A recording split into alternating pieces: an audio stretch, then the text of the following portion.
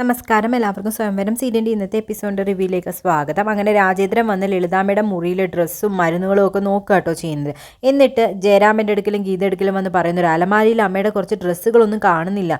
അപ്പോൾ ആരും അമ്മയെ മനഃപൂർവ്വം കടത്തിയിരിക്കുന്നതാണെന്ന് പറയാം കേട്ടോ ചെയ്യുന്നത്. രാജേന്ദ്ര ചുമ്മാതെ നിന്ന് കളിക്കരുത്, നീ മനഃപൂർവ്വം അമ്മയെ മാറ്റിയിട്ട് നീ കിടന്ന് നാടകം കളിക്കുന്നുവെന്ന് ജയരാമനും ഗീതയും ചോദിക്കുക കേട്ടോ ചെയ്യുന്നത്. നിങ്ങളൊന്നും അറിയാതെ ഒന്നും സംഭവിക്കത്തില്ല എന്നും നിങ്ങൾ തന്നെയാണ് ഇവിടെ നാടകം കളിക്കുന്നതെന്നും മര്യാദയ്ക്ക് വലിയേട്ട സത്യം പറഞ്ഞോ, നിങ്ങളും രാജീവനും കൂടെ ചേർന്ന് എനിക്കിട്ട് പണി തന്നതല്ലേ, അമ്മയെ ഞാൻ ഇവിടെ നിന്ന് മാറ്റുമെന്ന് നിങ്ങൾക്ക് മനസ്സിലായതുകൊണ്ട് നിങ്ങൾ രാജീവനും ചേർന്ന് നടത്തിയ നാടകമല്ലേ എന്നൊക്കെ പറഞ്ഞ് രാജേന്ദ്രൻ പൊട്ടിത്തെറിക്കുക കേട്ടോ ചെയ്യുന്നത്. അപ്പോൾ ഉടനെ തന്നെ ജയരാം പറയുന്നുണ്ട്, ഞങ്ങളിതൊന്നും അറിഞ്ഞിട്ടില്ല, ഞങ്ങൾ രാവിലെ ഇവിടെ ഇല്ലായിരുന്നു, രാഗിയും രാജീവനും വിളിച്ചു പറയുമ്പോഴാണ് ഞങ്ങൾ കാര്യങ്ങൾ അറിയുന്നത്, ജയേട്ടന് നെഞ്ചുവേദനയായിട്ട് ഞങ്ങൾ ഹോസ്പിറ്റലിൽ പോയിരിക്കുകയായിരുന്നു എന്ന് ഗീതയും പറയുന്നു.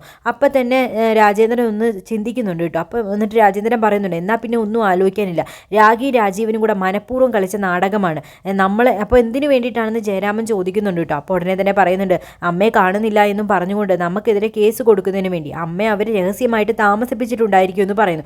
ഇത് കേൾക്കുമ്പോഴത്തേക്കും ഗീത ഞെട്ട് കേട്ടോ ചെയ്യുന്നത്. എനിക്കറിയാം എന്ത് ചെയ്യണമെന്ന്, ഞാനേ അമ്മ ഇങ്ങോട്ട് തന്നെ തിരിച്ചു കൊണ്ടുവരും, ഞാൻ കാണിച്ചു തരാമെന്നൊക്കെ രാജേന്ദ്രൻ പറയുക കേട്ടോ ചെയ്യുന്നത്.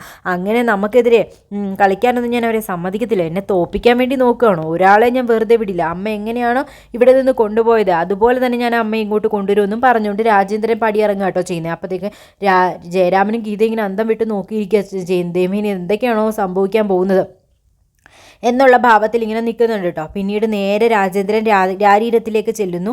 വീടിൻ്റെ വാതിലൊക്കെ തുറന്നു കിടക്കുകയാണ്. ഇടിച്ചു കയറി ചെന്നിട്ട് വിളിക്കുക കേട്ടോ ചെന്ന്, രാജീവ എന്നും പറഞ്ഞുകൊണ്ട് വിളിക്കുന്നു. അപ്പോൾ രാജീവൻ മുകളിൽ നിൽക്കുകയാണ്. അപ്പോൾ രാഗി താഴെ നിൽക്കുന്നുണ്ട് കേട്ടോ. അപ്പോൾ രാഗി ഇങ്ങനെ നോക്കുന്നുണ്ട്, രാജീവേട്ടൻ മുകളിലുണ്ടല്ലോ, ഇന്നിവിടെ വല്ലതും നടക്കുമല്ലോ എന്നുള്ള രീതിയിൽ രാഗി ഇങ്ങനെ പേടിച്ച് നിൽക്കുക കേട്ടോ ചെയ്യുന്നത്. ഉടനെ രാജേന്ദ്രൻ വന്നിട്ട് പറയുന്നു, മര്യാദയ്ക്ക് അമ്മ എവിടെ ഉണ്ടെന്ന് പറഞ്ഞു, ഇല്ലാന്നുണ്ടെങ്കിൽ എൻ്റെ സ്വഭാവം മാറുമെന്ന് പറയാം കേട്ടോ ചെയ്യുന്നത്. അപ്പോൾ രാജീവൻ പറയുന്നുണ്ട്, നിങ്ങളുടെ പേടിപ്പീരൊക്കെ കയ്യിൽ വെച്ചാൽ മതി എന്ന് പറയാം കേട്ടോ ചെയ്യുന്നത്. അപ്പോൾ രാഗി പറയാൻ, കൊച്ചേട്ട അമ്മ ഇവിടെ ഇല്ല, കൊച്ചേട്ടൻ തന്നെയല്ലേ അമ്മയെ മാറ്റിയിരിക്കുന്നതെന്ന് പറയുന്നു. ആഹാ, നീ നിൻ്റെ ഭർത്താവും കൂടെ നടത്തുന്ന നാടകമൊന്നും ആർക്കും മനസ്സിലാവില്ലെന്ന് വിചാരിച്ചോ, അമ്മയെ മാറ്റിയിട്ട് ഇപ്പം എൻ്റെ തലയിൽ കൊണ്ടിടുന്നു ചോദിക്കുന്നത്. ആര് മാറ്റിയെന്നാണ് നിങ്ങൾ ഈ പറയുന്നതെന്ന് ചോദിക്കട്ടോ ചെന്ന് രാജീവൻ. എന്നിട്ട് പറയുന്നുണ്ട്, ഞാൻ എന്തായാലും അമ്മ ഇവിടുന്ന് കണ്ടെത്തുമെന്ന് പറഞ്ഞു. എന്നാൽ പിന്നെ നിങ്ങളൊന്ന് കണ്ടെത്ത്, തിരിച്ചു പോകുമ്പോൾ നിങ്ങളുടെ കൂടെ അമ്മ ഇല്ലാന്നുണ്ടെങ്കിൽ നിങ്ങളുടെ കരണം നോക്കി എല്ലാം കൂടെ ചേർത്ത് ഞാനൊരു പൊട്ടിയിട്ട് തരുമെന്ന് രാജീവൻ പറയട്ടോ ചെയ്യുന്നു. അയ്യോ, പൊട്ടിക്കാൻ വേണ്ടി വന്നിരിക്കുന്നു, മര്യാദയ്ക്ക് പറ, അമ്മ എവിടെയാണ് ഒളിപ്പിച്ച് വെച്ചിരിക്കുന്നത്, അമ്മ എവിടെയുണ്ട്, എനിക്ക് അമ്മയെ കൊണ്ടുപോകണമെന്ന് പറയുന്നു. നിങ്ങളുടെ എല്ലാ കള്ളത്തരവും ഞാൻ പുറത്ത് കൊണ്ടുവരുമെന്നും അമ്മയെ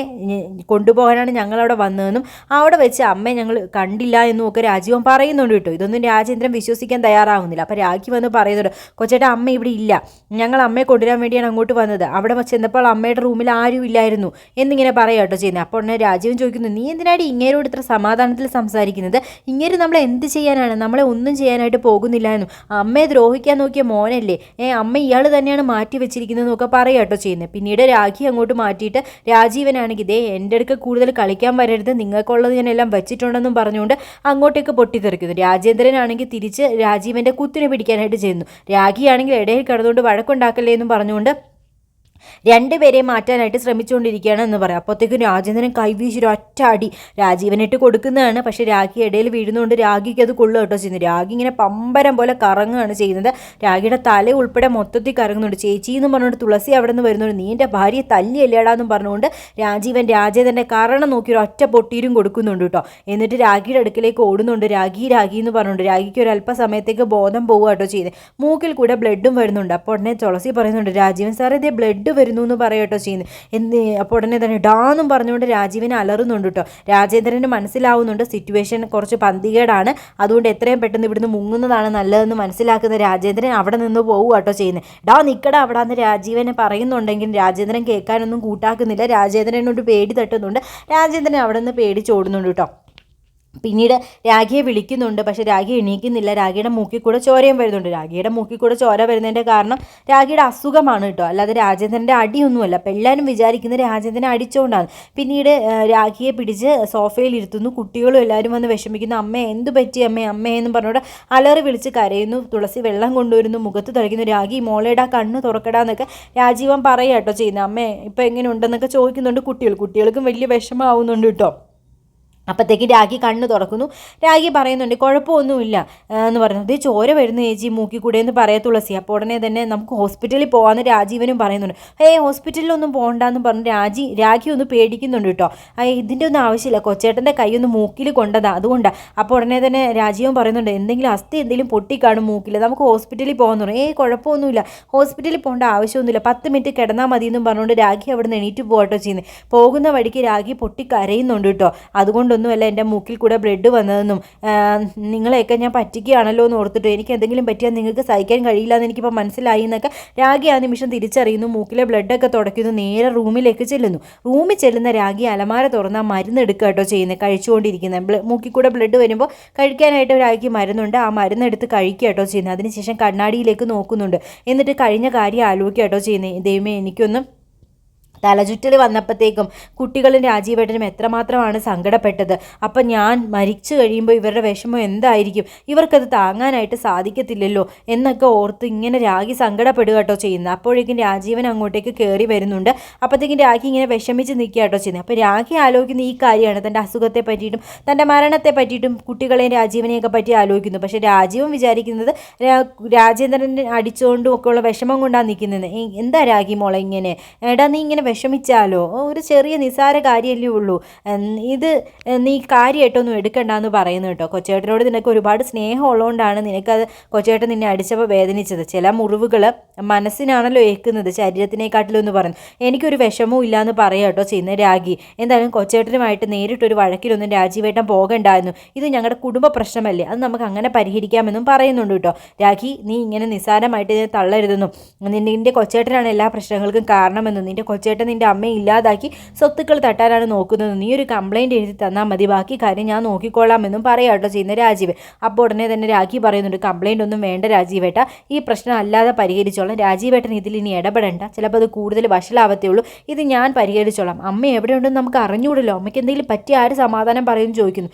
കൊച്ചേട്ടൻ അമ്മയെ കൊല്ലാനൊന്നും പോകുന്നൊന്നും ഇല്ല എന്നും കൊച്ചേട്ടൻ അമ്മയെ ഭയങ്കര ഇഷ്ടമാണെന്നും അമ്മയ്ക്കും കൊച്ചേട്ടനെ ഇഷ്ടമാണെന്നും പറയുന്നു. എന്നിട്ടായിരിക്കും മുദ്രപത്രത്തിൽ എല്ലാ സ്വത്തുക്കളും ഒപ്പിടിപ്പിച്ച് മേടിക്കാനായിട്ട് നോക്കിയെന്ന് രാജീവൻ പറയുന്നുണ്ട് കേട്ടോ.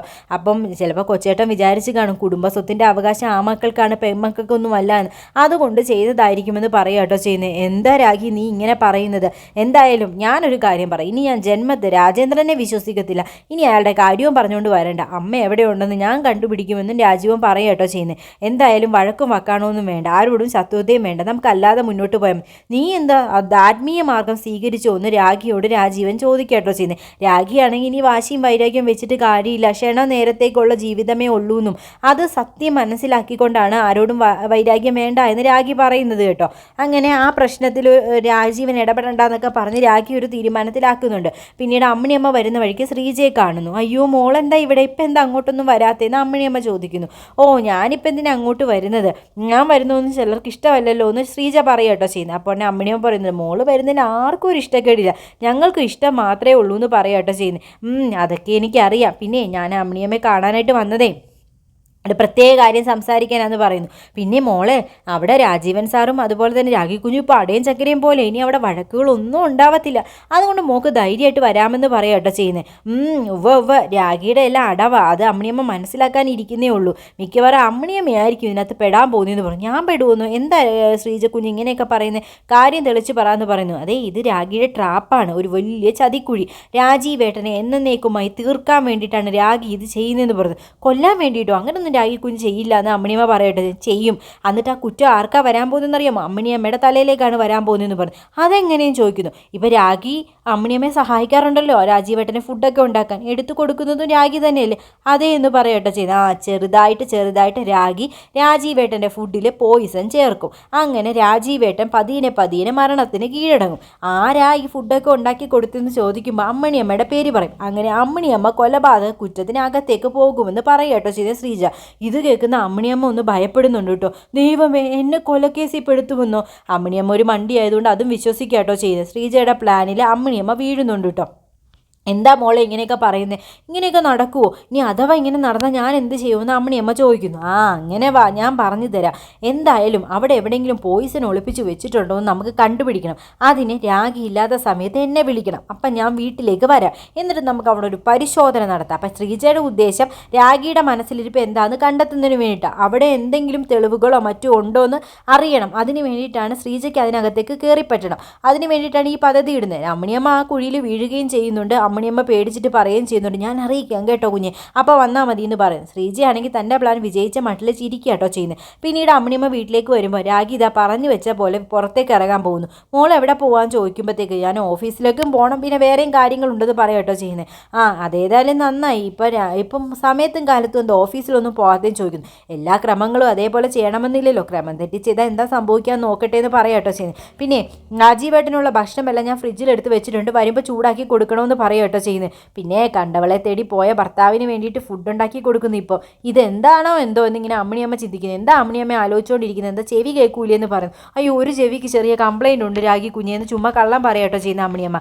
പിന്നെ രാജീവേട്ടൻ്റെയും കുഞ്ഞുങ്ങളുടെയും കാര്യം ഓർത്തിട്ടേ ഉള്ളൂ എനിക്ക് ടെൻഷൻ. എല്ലാ കാര്യങ്ങളും കൃത്യമായിട്ട് ചെയ്യണം. രാജീവേട്ടൻ ഭക്ഷണം കഴിക്കാതെ ഒന്നും ഇരിക്കരുതെന്നൊക്കെ പറയുന്നു. അതെന്താ മോളെ നീ ഇങ്ങനെയൊക്കെ പറയുന്നത്? നീ മരിച്ചു പോകുമെന്നുള്ള രീതിയിലാണല്ലോ സംസാരിക്കുന്നതെന്ന് അമ്മണിയമ്മ പറയട്ടോ ചെയ്യുന്നത്. ഇത് കേൾക്കുമ്പോഴത്തേക്കും രാഗി ഒന്ന് ഞെട്ടുന്നുണ്ട് കേട്ടോ. നമുക്ക് മനുഷ്യരുടെ കാര്യമൊന്നും പറയാൻ പറ്റത്തില്ലല്ലോ, എന്ത് വേണമെങ്കിലും സംഭവിക്കാമല്ലോ എന്ന് രാഗി പറയുന്നു. ഒന്നും സംഭവിക്കാൻ പോകുന്നില്ല. മോളും ഞാനും ഒക്കെ ഒരു 90 വയസ്സ് വരെ സുഖമായിട്ട് അങ്ങനെ അങ്ങ് ജീവിക്കും. എന്നിട്ടൊക്കെ നമ്മളൊക്കെ മരിക്കത്തുള്ളൂ എന്ന് പറയാട്ടോ ചെയ്യുന്നത്. അല്ല, എന്തിനാ ഇപ്പം ഈ മരണത്തെപ്പറ്റി പറയുന്നത്? അതിൻ്റെ ആവശ്യം ഇവിടെ ഇല്ലല്ലോ എന്ന് അമ്മണിയമ്മ തന്നെ പറയുക കേട്ടോ ചെയ്യുന്നത്. അപ്പോഴത്തേക്കും തന്നെ ഇതാ ഒരു ഫോൺ ബെല്ലടിക്കും. അമ്മണിയമ്മ അലറ് കേട്ടോ ചെയ്യുന്നത്. മരണമണി എന്ന് പറഞ്ഞു. അയ്യോ അല്ല, മൊബൈൽ ഫോൺ അടിച്ചതാണെന്ന് അമ്മണിയമ്മ പറയും. ജയരാമനാണ് വിളിക്കുന്നത്.